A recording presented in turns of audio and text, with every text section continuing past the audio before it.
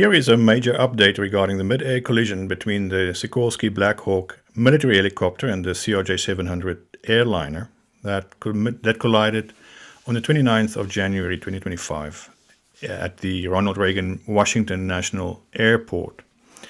And here the NTSB is releasing some of the information that they have now gathered after collecting the wreckage and also after recovering the flight data recorders with cockpit voice recordings that they've now analyzed. So they're not going to speculate or analyze the data, but we will analyze the data. I'm going to show you some things that are very apparent from the new data that's now being released. And we will also look into whether the NTSB is going to provide us with an unbiased report. So let's go ahead and play this briefing. Good afternoon. Thanks for coming. I'm Eric Weiss with NTSB Media Relations.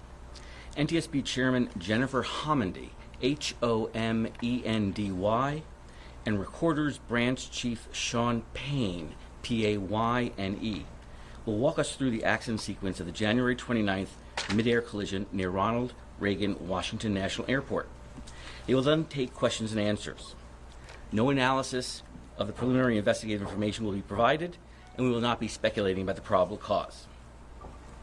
As always, you can follow this and other NTSB investigations on our website, ntsb.gov, as well as on Facebook, Instagram, YouTube, and X at NTSB_newsroom. And reporters can always contact us through email at mediarelations@ntsb.gov. Chairman? So the person that's going to speak now is Jennifer Homendy. She is the chair of the NTSB. NTSB is the National Transportation Safety Board. And her briefing is going to be supplemented by Sean Payne, who is the Recorders Branch Chief, and he's in charge of analyzing recorders, I suppose. Now, Jennifer Homendy, if you look just on Wikipedia, you'll see that she has served under Trump in the first term, under Biden, also again under Trump now, and she was also confirmed by both Senate and House. So she seems to be a very popular person, somebody who's business and a good player and well liked and respected in the government circles. So let's hear what she has to say. Good afternoon, and thank you for joining us. The on-scene portion of our investigation into the January 29th mid-air collision near Reagan National Airport has wrapped up. We have the perishable evidence we need, so we want to provide an investigative update and talk about next steps. Let's begin with some information on the Blackhawk's route and then proceed through the accident sequence. This particular flight was a check ride for the pilot flying the Blackhawk. Generally, a check ride is a practical exam that a pilot must pass to be qualified to perform specific aircrew or mission duties. The Army does 3 types of check rides: instrument, annual, and night vision goggles. This was a combined annual and night vision goggle check ride. We believe the helicopter crew was likely wearing night vision goggles throughout the flight. Given the nature of the flight, additionally, had they been removed, the crew was required to have a discussion about going unaided. Let me repeat that. Had they been removed, the crew was required to have a discussion about going unaided.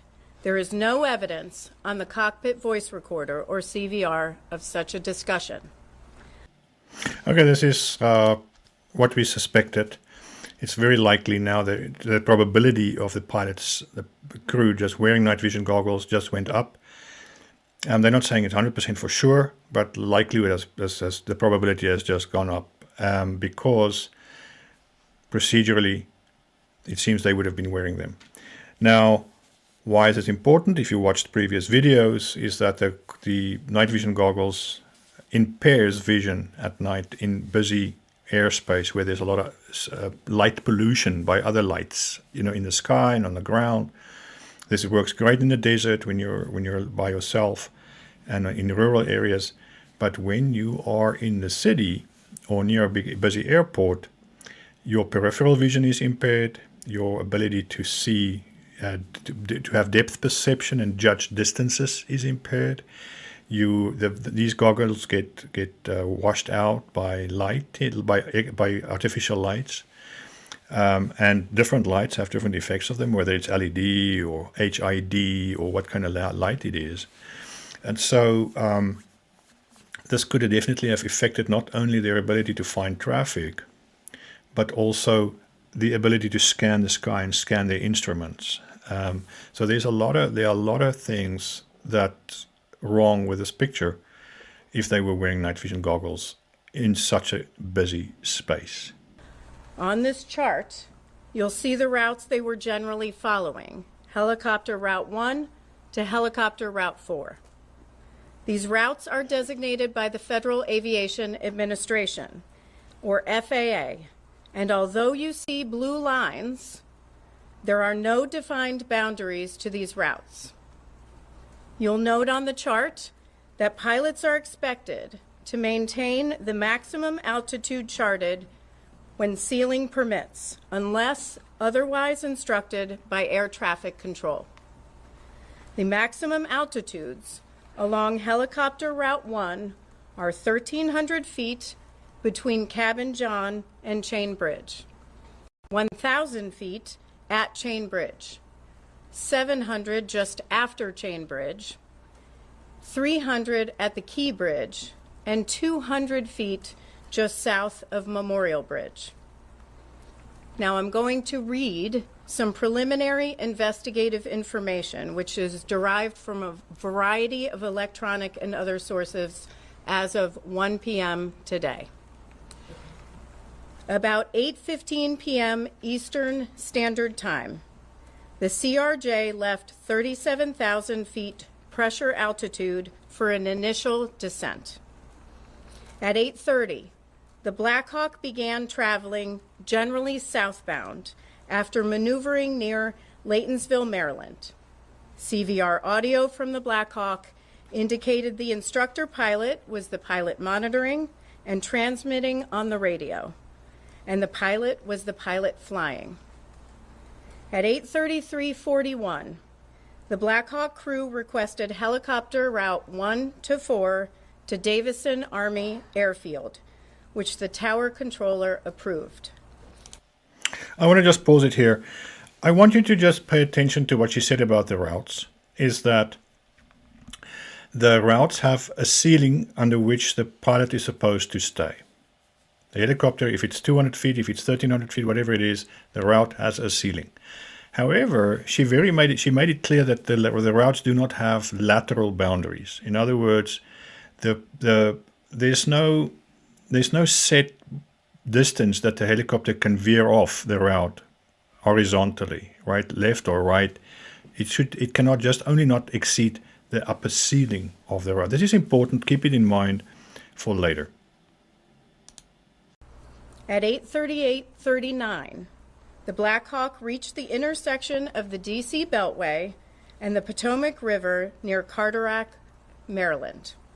After briefly turning westbound, the Blackhawk turned back to the east and began descending as it picked up helicopter route 1 over the Potomac River southeast toward downtown Washington, D.C.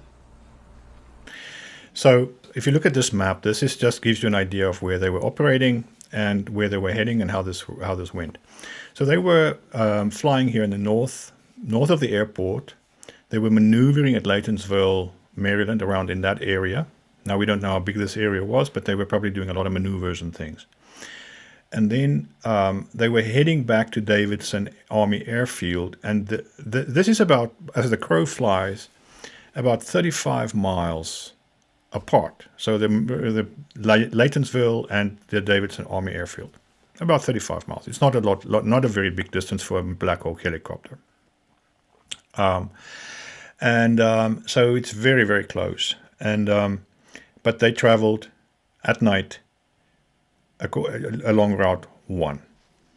Now, if we just draw some lines here, the routes are not as straight. I just drew some lines here on a map just to show you what the Blackhawk's approximate route would have been. It doesn't look like this at all. It's a much more jaggedy and line than this, but that's roughly what it would have looked like, and the impact was here at the end of the blue line.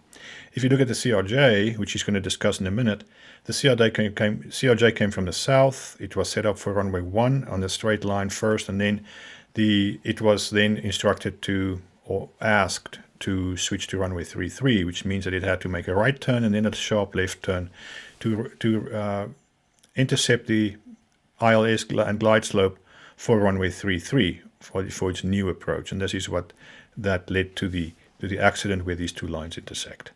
Okay, let's continue. At 8:39:10, Potomac approach cleared the crew of the CRJ for the Mount Vernon visual runway 1 approach.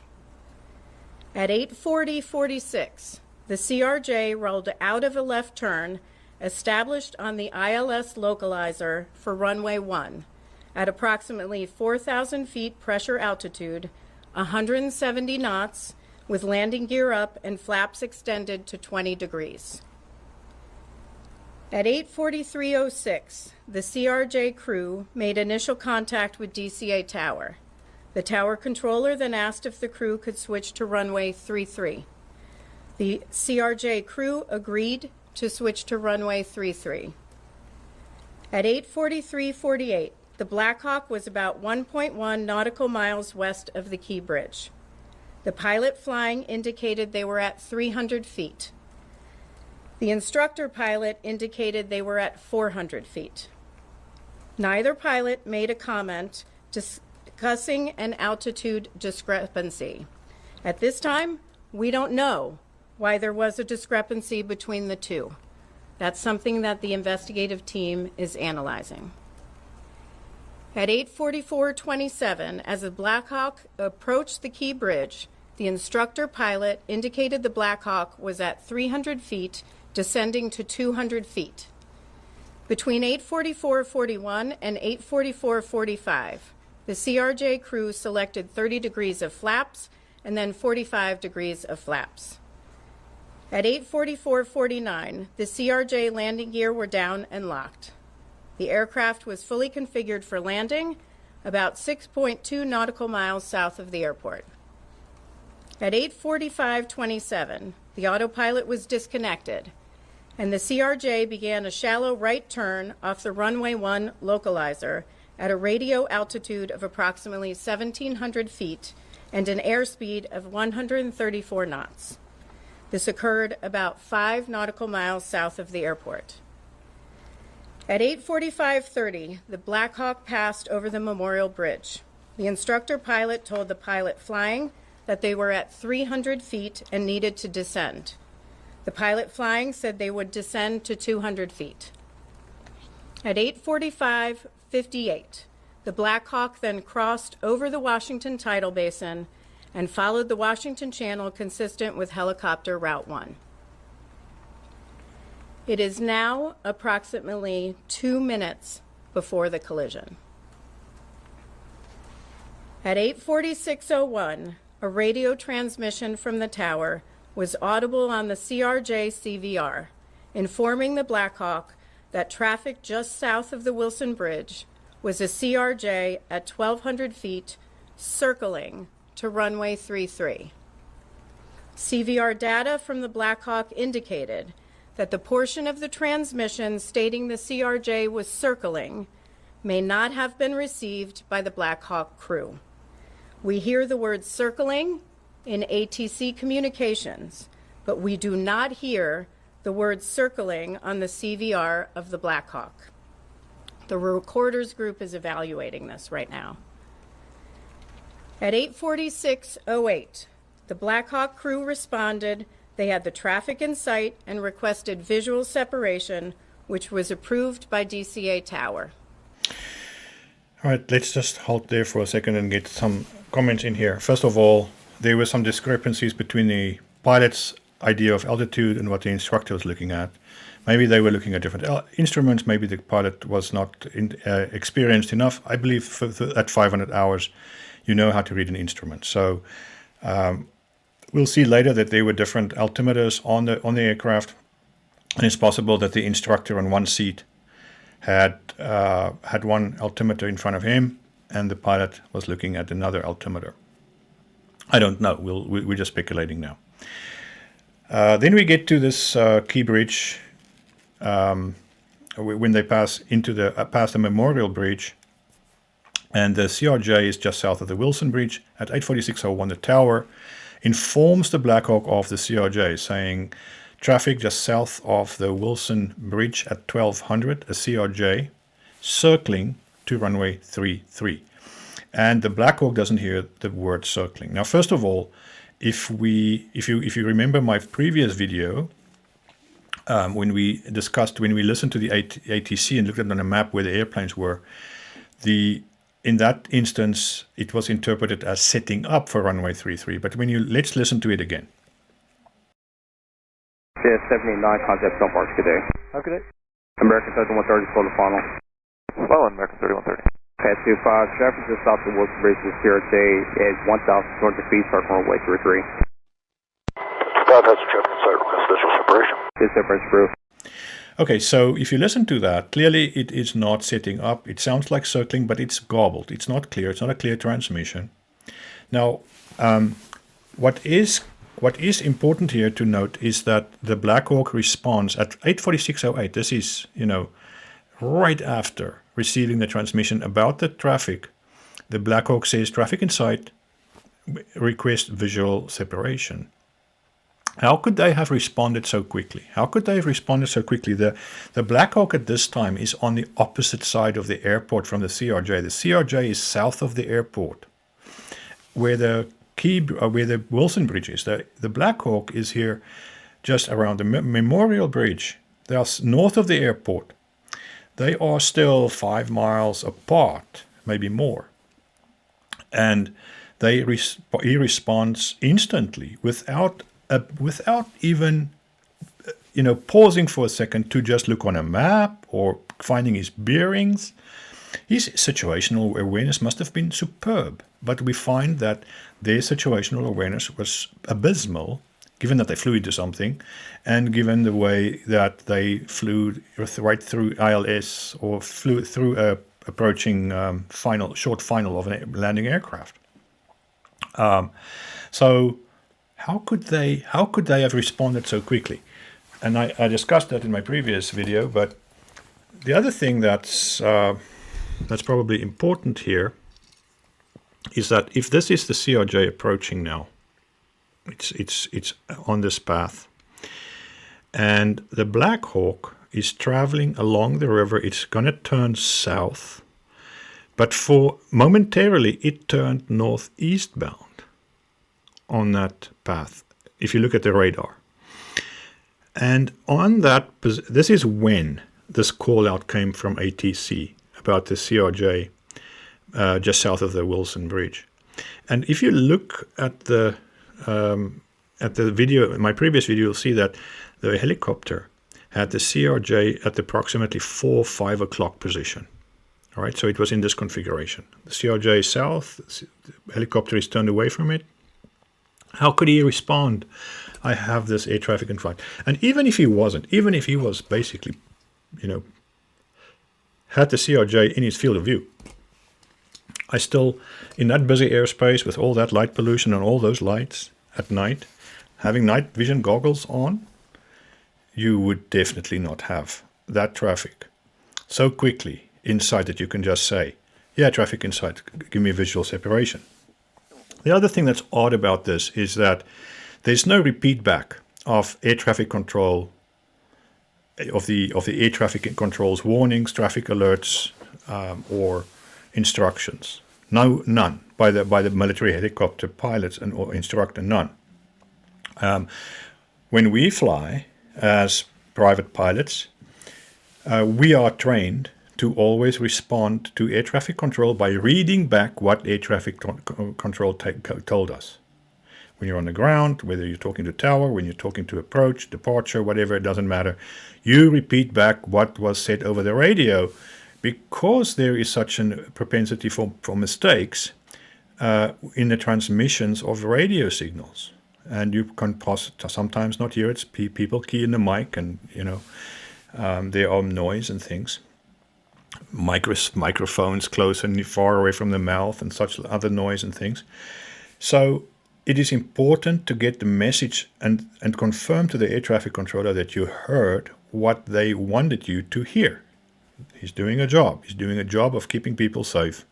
And it's important to get the message across. So in order to make sure that there wasn't a miscommunication or breakdown in communication, you repeat it back. I don't hear the Blackhawk ever doing that.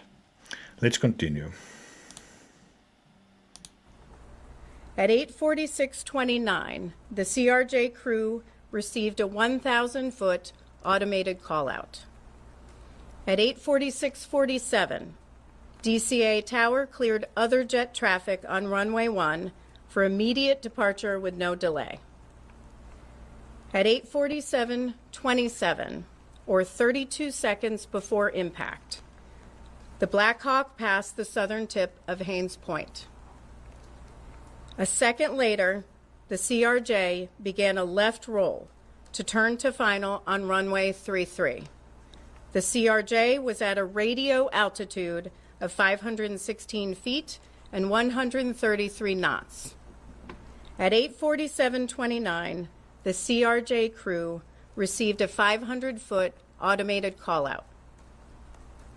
At 8:47:39, or 20 seconds before impact, a radio transmission from the tower was audible on both CVRs, asking the Blackhawk crew if the CRJ was in sight. Audible in the ATC radio transmission was a conflict alert in the background. At 8:47:40, the CRJ crew received an automated traffic advisory on the TCAS system stating traffic, traffic. TCAS is the Traffic Alert and Collision Avoidance System on the CRJ. At 8:47:42, or 17 seconds before impact, a radio transmission from the tower was audible on both CVRs, directing the Blackhawk to pass behind the CRJ. CVR data from the Blackhawk indicated that the portion of the transmission that stated "pass behind the" may not have been received by the Blackhawk crew. Transmission was stepped on by a 0.8-second mic key from the Blackhawk. The Blackhawk was keying the mic to communicate with ATC. In response, at 8:47:44, the Blackhawk crew indicated that traffic was in sight and requested visual separation, which was approved by DCA Tower. The instructor pilot then told the pilot flying they believed ATC was asking for the helicopter to move left toward the east bank of the Potomac. Let's stop it right there and comment on these. So once again, at 8:47:39, the tower asks the Blackhawk, do you have the CRJ in sight? At the same time, there's a conflict alert in the tower that's overheard over the transmission of a traffic conflict happening. And at the CRJ receives traffic at 8:47:42, 3 seconds later, after the tower informed them of the CRJ, the tower says pass behind the CRJ. 2 seconds later, the instructor, it takes 2 seconds to say pass behind the CRJ. Immediately, the instructor says traffic in sight, request visual separation. Now at this point, the CRJ is banking. It's finalizing its turn for final approach. It had its belly pointed at the Blackhawk. It didn't have the Blackhawk in its field of view. The Blackhawk, on the other hand, has this plane off of its maybe 11 o'clock or so. The CRJ could not see the Blackhawk. They just get a traffic alert, TCAS. The NTSB is not telling us whether in this briefing whether the Blackhawk had TCAS on board. It doesn't say. They don't tell us. What you'll also notice is that the NTSB tells us each time along every step of the way what the CRJ's speed is. They don't want to tell us what the Blackhawk's speed was on this flight. They don't comment at all, as far as I could remember, Blackhawk's speed. Once again, the transmission is not complete. So what the Blackhawk heard was CRJ. Do you have the CRJ in sight? And then CRJ, or the CRJ. But pass behind, they did not hear that. Now, that sounds like a transmission that you would want to get clarification on. Once again, even if it was a full transmission, you would want to repeat it back to the air traffic controller. This did not happen. The pilot or the instructor did not repeat back the ATC's alert.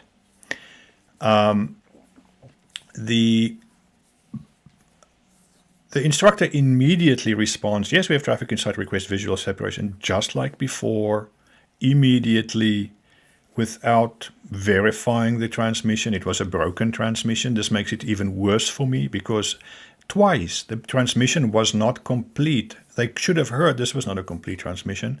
We need to get the full transmission. Say again. You tell the ATC, say again. You were breaking up.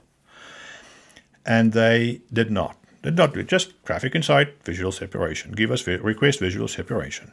Okay, and the tower grants visual separation. So there's a communication breakdown here. And I'm going to say just complacency regarding ATC by the military pilots here, by the military instructor, by the military pilot.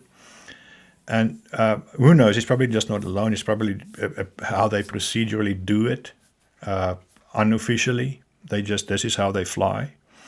It's the cowboy thing, just who cares about civilians? Civilian controllers, we are going to do what we want to do and just check the box and then we're done. No matter, we're not going to look for traffic. We do what we do. Everybody else just get out of the way. That's the feeling I get. I'm sorry, this is the feeling I get. And it's probably in the military all over the place. So complacency, it's a training issue, it's a flight planning issue, it's a situational awareness issue. It's an issue of situational awareness, not knowing that they are really close to a very sensitive, dangerous area, which is approaching the ILS glide slope of a landing aircraft. And they should have slowed down. This helicopter can slow down to a stop and still hover.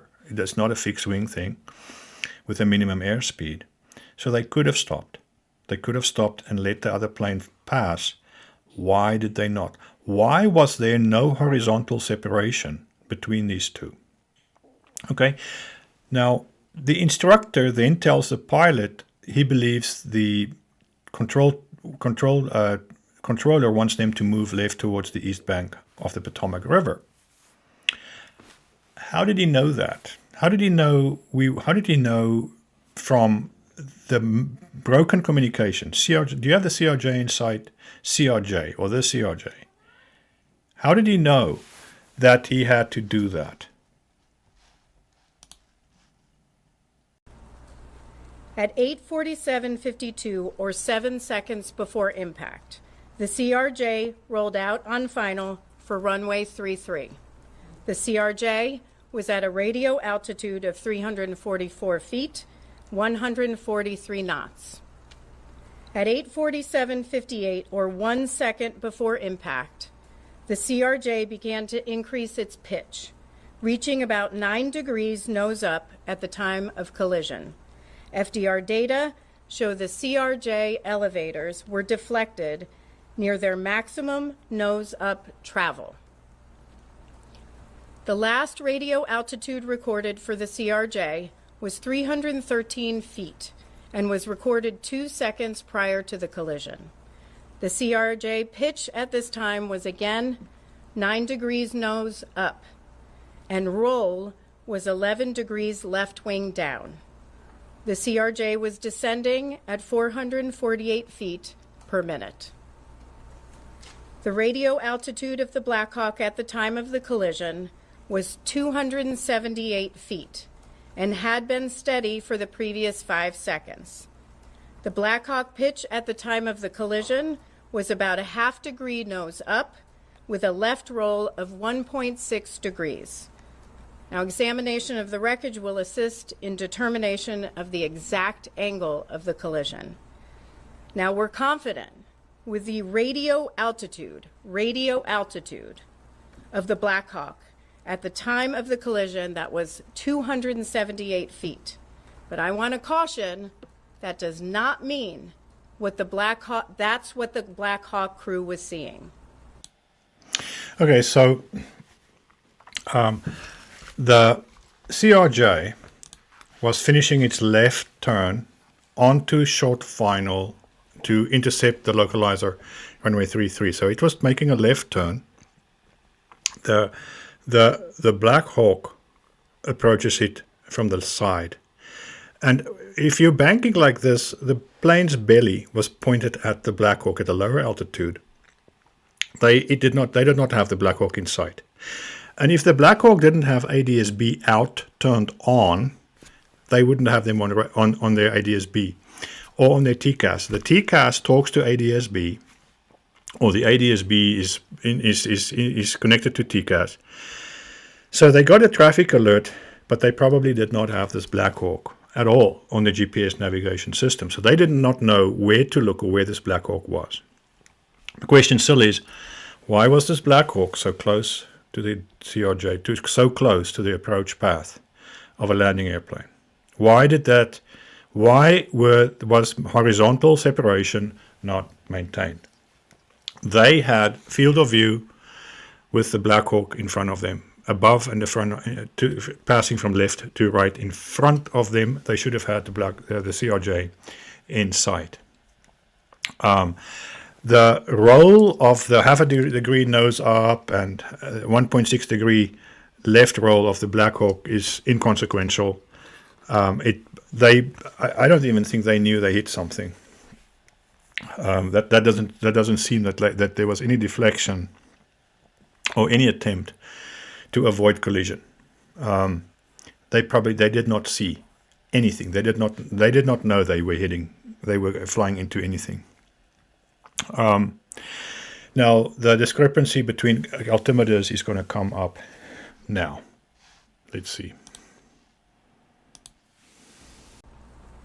On the barometric altimeters in the cockpit, we are seeing conflicting information in the data, which is why we aren't releasing altitude for the Blackhawk's entire route. I'm going to turn it over to Sean Payne for an explanation of that.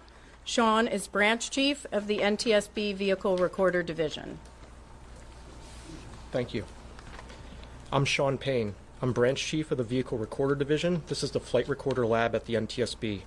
I can give some insight into the challenges of understanding what altitude the Blackhawk pilots would have seen on their gauges in the cockpit. You may see pictures released of showing us in the lab rebuilding the flight recorders. That's part of our job. But a bigger part is ensuring that the data that we have downloaded is true and accurate. We call this validating the data. I'm going to define some terms for altitude in a way that most audiences can understand. I may end up reading much of this verbatim as I want to be precise in my language. The first term is radio altitude. You've heard this in our other press conference before. This is a measure of the helicopter's height above terrain, in this case the Potomac River. It is measured by bouncing a signal from the helicopter to the river. We have determined that this parameter is valid. This is good data. This gives us confidence in knowing exactly how high the helicopter was above the ground. This parameter is not the primary means the pilots would have used to determine their height during flight. The pilots are not typically navigating using radio altitude. It is often different from what they see on their primary altimeters. The next term is barometric altitude. This is typically the altitude the pilots would use while they are flying. This was not recorded on the FDR. Barometric altitude takes into account certain atmospheric conditions. This would be displayed in front of both pilots on their instrument panel. As I said, this was not recorded. The next term is barometric pressure setting.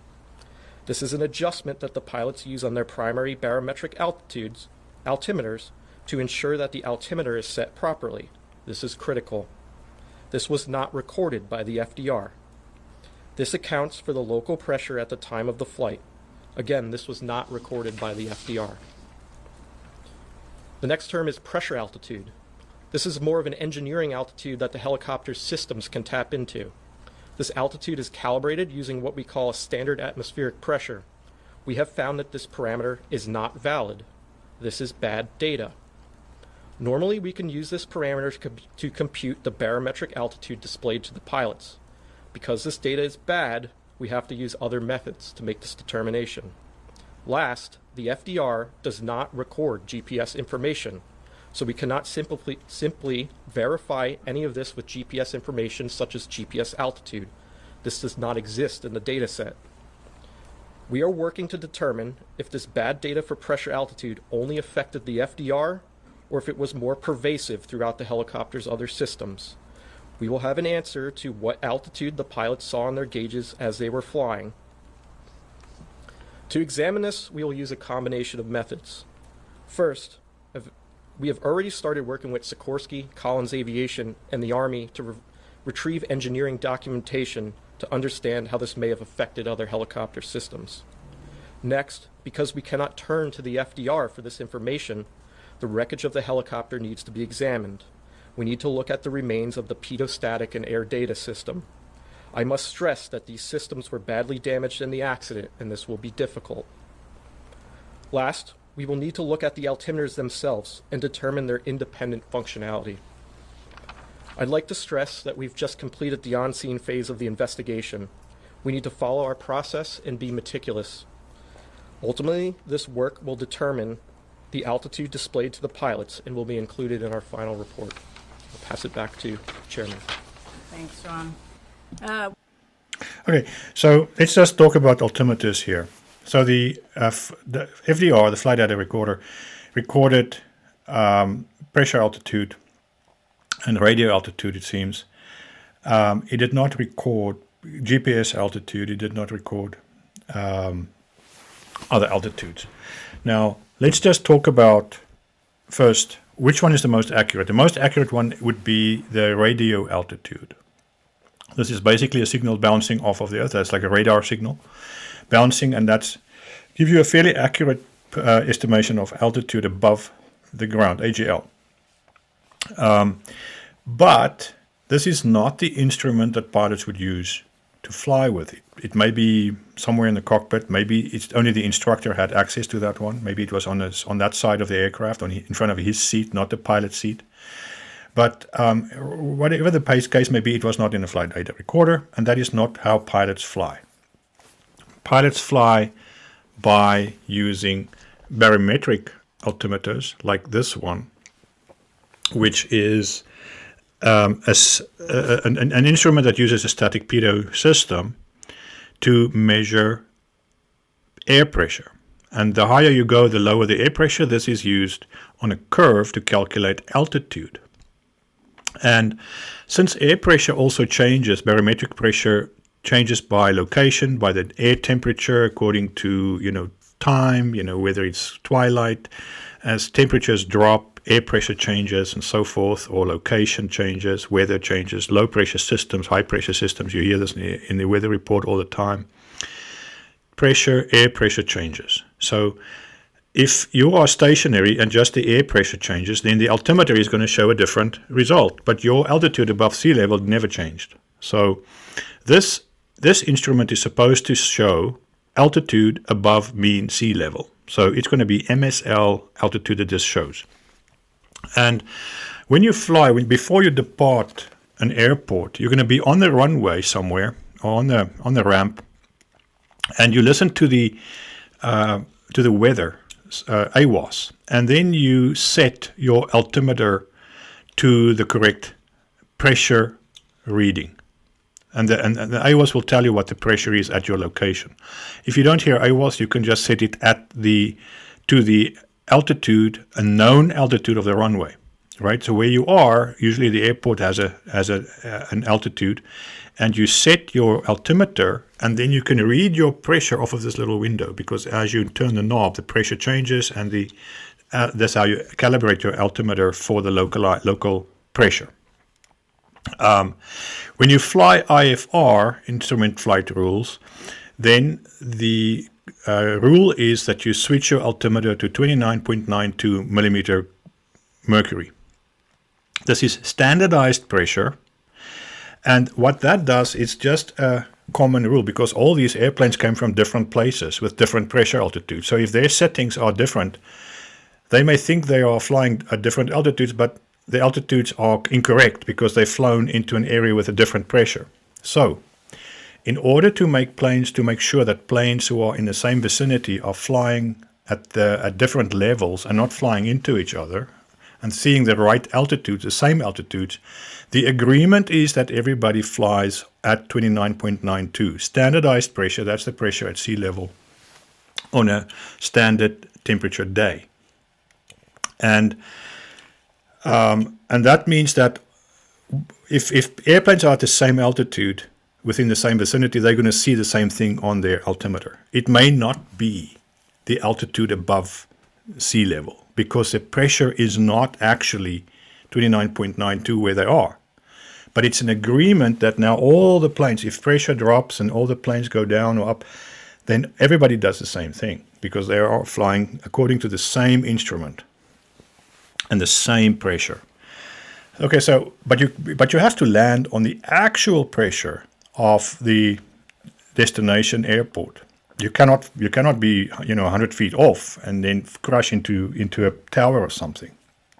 So when you approach an airport, you are going to switch to AWOS. You're going to listen to what the local air pressure is, the barometric pressure is at that destination airport, and then you're going to set your altimeter to that pressure, and then you have an accurate reading that will give you the correct altitude for landing. Now, this barometric altimeter has an accuracy plus minus 100 feet, but that considers all of these things. If you have an altimeter that's been calibrated, and they have to be calibrated frequently, just like an airplane has to be annually checked, these have to be checked and calibrated quite frequently. Then it can be quite accurate if it's used correctly. It'll be accurate if you use the right pressure, and so it's not going to be that off by 100 feet. So that is the instrument that people fly with. Now, this helicopter, if we go back to our map, was not flying very far away from its base. It was 35 miles away. The air pressure would not have changed significantly in that distance. But we don't know for how long the helicopter was. We don't know what the weather conditions were. It's possible that when they took off, it was a little bit warmer. It was cooling down at night. The temperatures might have dropped significantly. Maybe there was a front moving in. I don't know.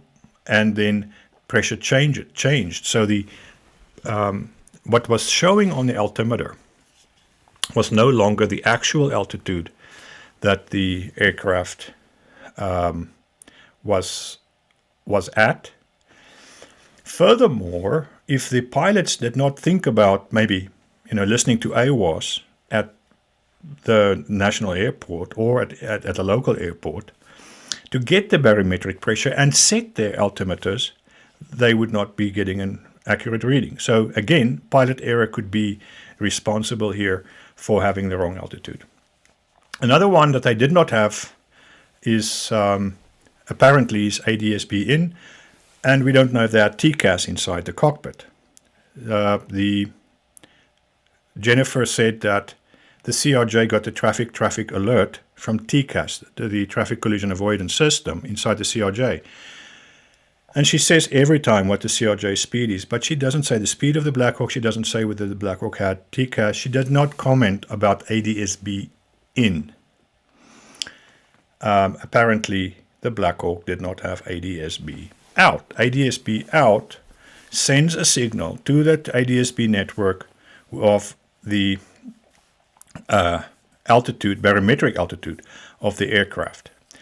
ADSB out will also get a GPS altitude, which is called the geometric altitude from GPS, which is slightly more accurate than the barometric plus or minus 100 feet, but it's not as accurate as this is when it is properly set, and it is not as accurate as the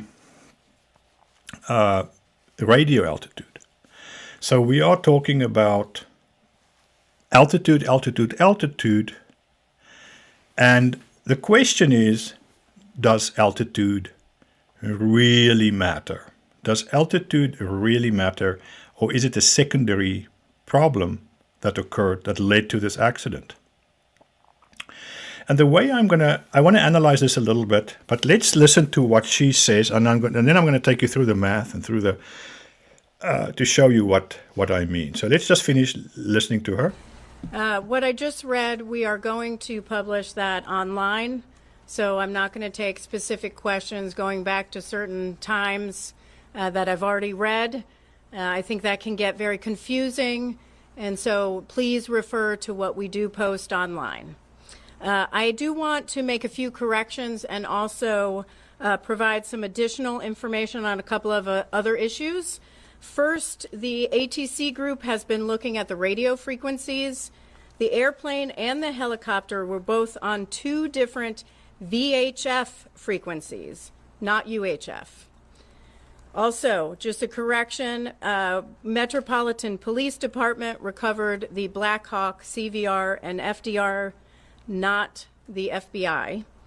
I do want to provide a little bit of information on ADSB out for the Blackhawk.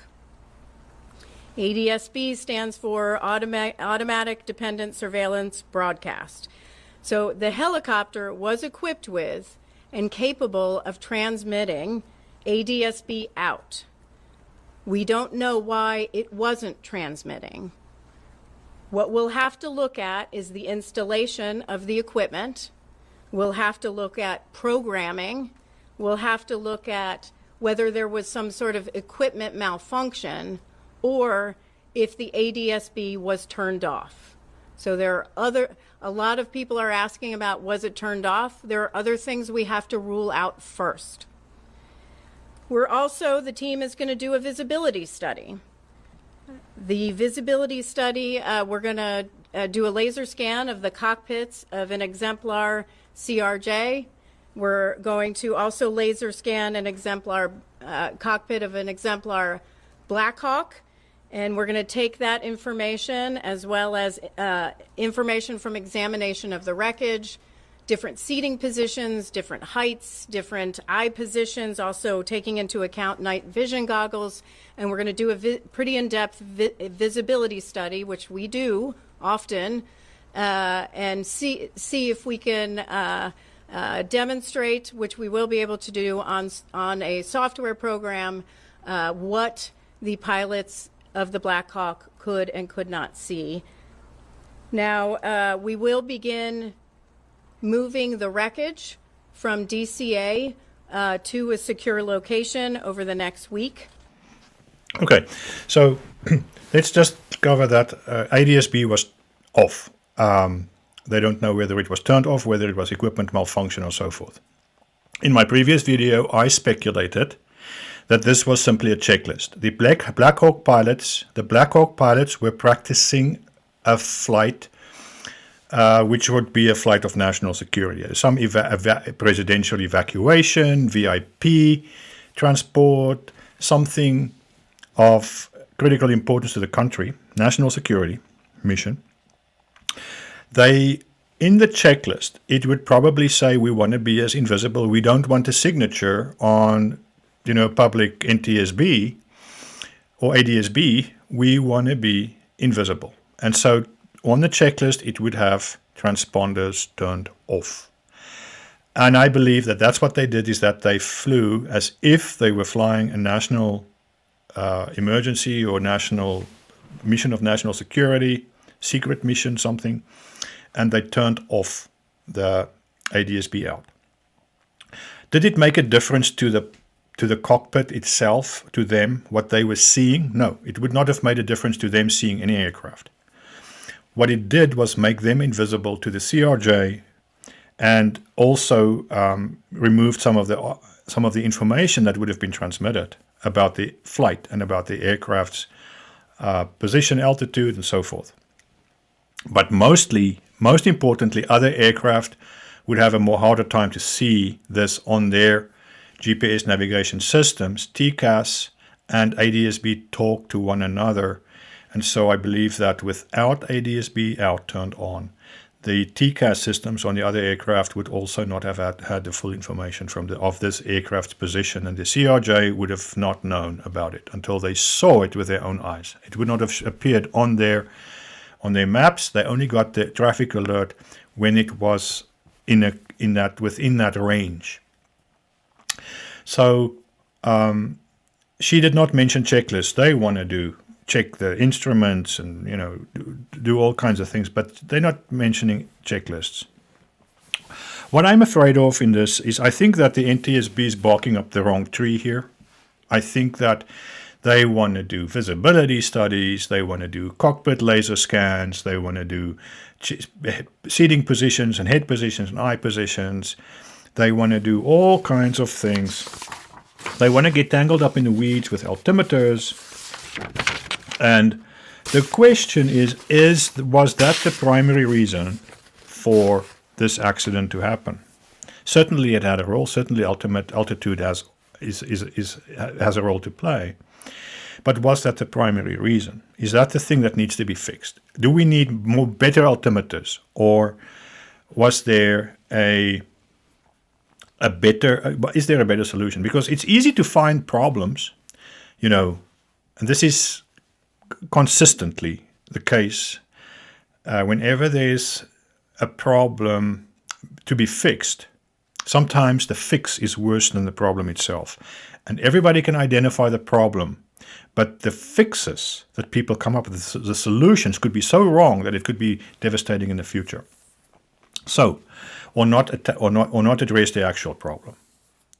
In most cases, it addresses a symptom and not the cause. And we see this in the medical industry, in the medical field, we see this in politics, we see this everywhere.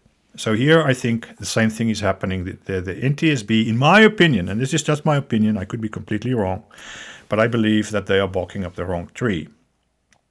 In that, altitude was a factor, of course. But let's take a look at the map now. And I want to show you that altitude is not the primary concern here. That this is not the primary concern. It's definitely, it had a role to play. But that's not what you're going to solve. You're not going to solve this problem by solving altimeter issues. And they want to do all these things, work with Sikorsky systems and look at how pressure altitude was affecting different systems and blah, blah, blah, blah. Different systems have independent measurements of pressure altitude. So I don't think that is going to lead anywhere. But that's, again, my own opinion. If you look at this map, this is the approach chart for runway 33 at DCA, at Ronald Reagan Washington National Airport. And this, at the bottom of the chart, you see the glide slope here.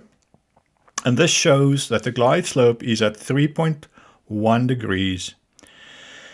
And this initiates, this angle starts at the touchdown markings of the runway. This is about 1,000 feet from the threshold of the runway. And the threshold of the runway is on the bank of the Potomac River. Now, if we extend this line of the runway 33, if you extend it to show the approach path straight on this runway, then you can use this 3 degrees to calculate the altitude that an airplane would have to be to remain on the glide slope. Because the glide slope is just a signal that shows the airplane where it's supposed to be on a descending path. And that descending path is this line, 3 degrees. Now, the tangent of 3 degrees multiplied by the distance gives you the altitude on the glide slope. All right. And you can also, tangent of 3 degrees is 1/19. So instead of, calculating tangents and stuff, you can simply do, as a rule of thumb, take the distance from the touchdown point on the runway and divide that distance by 19. And that gives you the altitude. If your distance is in feet, the altitude is in feet. If your distance is in meters, the altitude would be in meters. We're going to use feet, so it's going to be the distance in feet, the altitude in feet. And I calculated that by basically using Google Maps and the, measurement bars that Google Maps provides, which has some inaccuracies with it, but this is still within a fairly good error.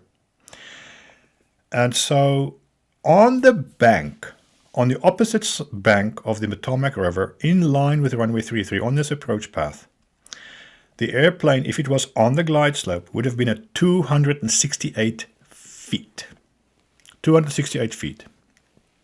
Now remember, the accident occurred at 278 feet. This is where the Blackhawk's altitude, the radio altitude with that Blackhawk reported was 278 feet, and the NTSB, Sean Payne, said it was good data. This is the data that they were going to use.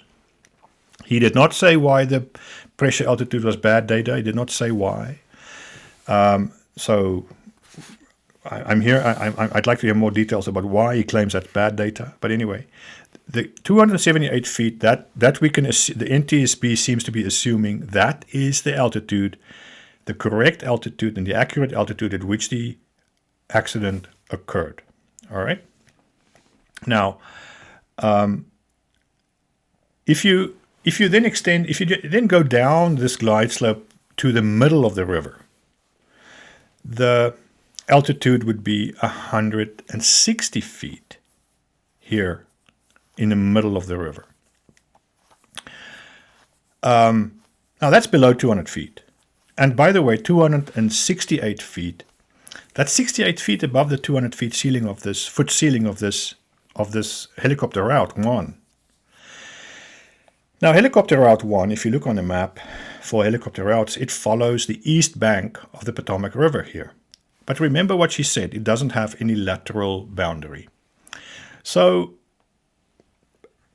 I have questions. Why is it that this helicopter route, when it's intersecting with the glide slope, with the short final of a landing aircraft, why did this military helicopter not come to a stop or slow down to let the CRJ land? Why did they just steam right through with visual separation, saying they have visual separation, and unimpeded? Nothing stopped them. They just continued straight through, ramming right through landing aircraft. This should not happen. When you and I are taxiing on a runway in our little planes, and we want to get to another runway and we have to cross a runway on a taxiway, we have to hold short until air traffic or ground control tells us that we are cleared to cross the runway on taxiway so-and-so. Why couldn't this happen on this helicopter route? But I find it unacceptable that this helicopter was not horizontally separated and that they flew right through a glide slope. Whether it's at 278 feet or 200 feet, they should not have been there. As you can see, this glide slope goes down to 0 feet. That's where the runway is. And this route, this helicopter route, intersects that glide slope. This is unacceptable for them to just unimpeded and just have a free pass to pass through that. We don't know that they do. So let's let's pose the questions. First, why was horizontal separation not maintained? Why did the pilots and the instructor of this Black Hawk, why did they not maintain horizontal separation, especially when they were approaching the localizer and crossing through the glide slope of landing aircraft? They are crossing several runways here. Do they just, is it normal for these helicopters to fly through glide slopes and short final approach patterns of landing aircraft? Unimpeded, just steamroll right through them? Suppose their president was on board and another plane is landing, and is this how it's supposed to be? I don't think so. It doesn't seem to me like a very clever way of running things here. Next question. Did the Black Hawk have ADS-B in? We now know they did not have ADS-B out turned on. Okay, maybe they had legitimate reasons for that. Maybe they will have legitimate reasons for it when they have actual missions. I question whether they would have it's needed to keep it off for a training mission or for a certification mission or a check ride. But with night vision goggles in busy airports and so forth, I question that. But they had it off. Other airplanes could not see the Black Hawk. Did the Black Hawk have the ability to see other airplanes on their GPS navigation systems? And that is what ADS-B in would have provided them. ADS-B in, did they have TCAS in the cockpit? We don't know. Did they have an iPad? Did they have an ADS-B in unit that shows them traffic? Or did they not? Because clearly, maybe this would have helped the pilots and the instructor of their Black Hawk verify what the air traffic controller was trying to point out to them. When he sees a CRJ over here, did they not have some kind of way to identify it on a map? We have the technology. Why don't they have it? Or did they have it? What's going on? Also, did the Black Hawk request permission to fly without ADS-B out? What are the FAA regulations for military helicopters and for military aircraft flying in busy airspace, restricted airspace, without ADS-B out? We know what it is for commercial and private and aircraft. But what are the FAA regulations for military? From what my understanding is, there are 3 exceptions. Military is supposed to fly with ADS-B out, except if they're on a mission of national security, if they have a waiver from the FAA, or if the ATC, the traffic controller, gave them permission. So, did they request permission? Did they obtain permission? Did they have a waiver to fly without ADS-B? What does the checklists say? Is ADS-B supposed to be turned off for this kind of check ride? My next question is, there were some questions about DEI. DEI inside the helicopter is one thing. What about DEI at the training center? At the training center where these pilots are being trained, was there DEI? Was there a DEI issue there? Minor question, I don't know. Next one. What was the speed of the Black Hawk helicopter in various portions of this flight and before impact? What was the speed? She mentioned the speed of the CRJ at different points of the map, but she ignored and neglected to give us the speed of the Black Hawk, and they should have that from the flight recorder. And then finally, I want to address this question about whether we are going to receive an unbiased report from the NTSB. And to do this, I just want to point out a few things. I want to point out that this helicopter route is overseen by the FAA. It's part of their procedures. It's part of it's their route. It's under the regulations overseen by the FAA All procedures are FAA controlled. All the equipment, maintenance procedures and regulations are governed by the FAA. Air traffic controllers are employed by the FAA, so air traffic control procedures are FAA. Air traffic controllers are FAA employees. The military pilots were employed by the government. They are military. This is government. Their procedures, their flight, their training, their equipment, everything is government. So the NTSB, the National Transportation Safety Board, is a federal agency. It's a federal board. And Jennifer is an employee of the federal government. So what do we have here? We have the CRJ, and its passengers were not there because they're working for the government. Maybe there's a passenger that did work for the government here, but they were not on this plane because they worked for the government.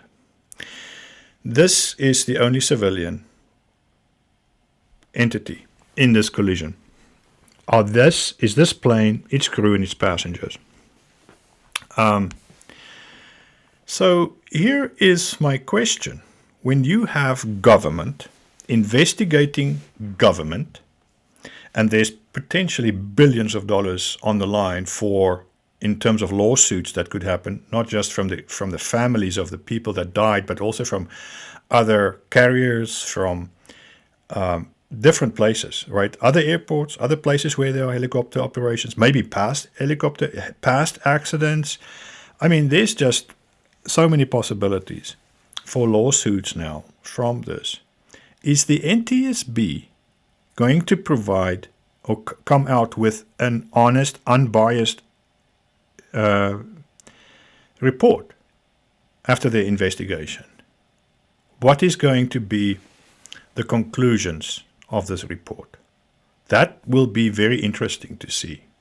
And I have my suspicions about what to expect. I don't know about you.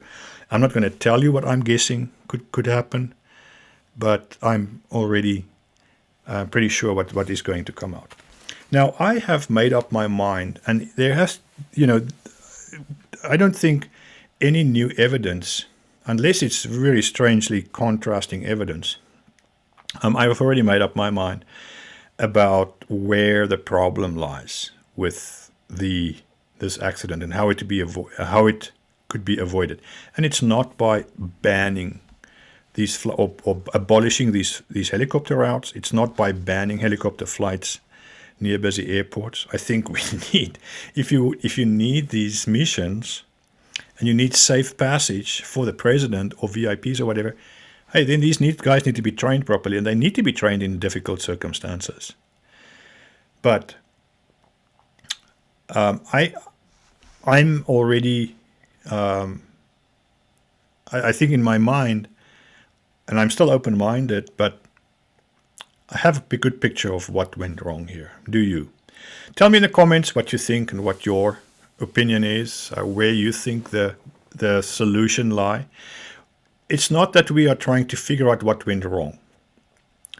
I think we know what the problem is. The question is, we know what happened. We know there was a collision. There's no question. We know a lot of things went wrong. Miscommunications, broken communications, keying the mic during a transmission, altimeters that are giving different readings, etc., etc., etc. Here's a question. What do you do to fix this so it doesn't happen again? That's the job of the NTSB, is to make those recommendations. So what's the recommendation going to be? And the next question is, who's going to be blamed? Who's going to be either directly or indirectly blamed? Explicitly or very subtly, who's going to be blamed? Who's going to be the fall guy? Who's going to be taking the brunt of the culpability for this collision that occurred, and in which so many people died? It's the biggest air disaster in America in a very, very long time, if not the biggest in all history.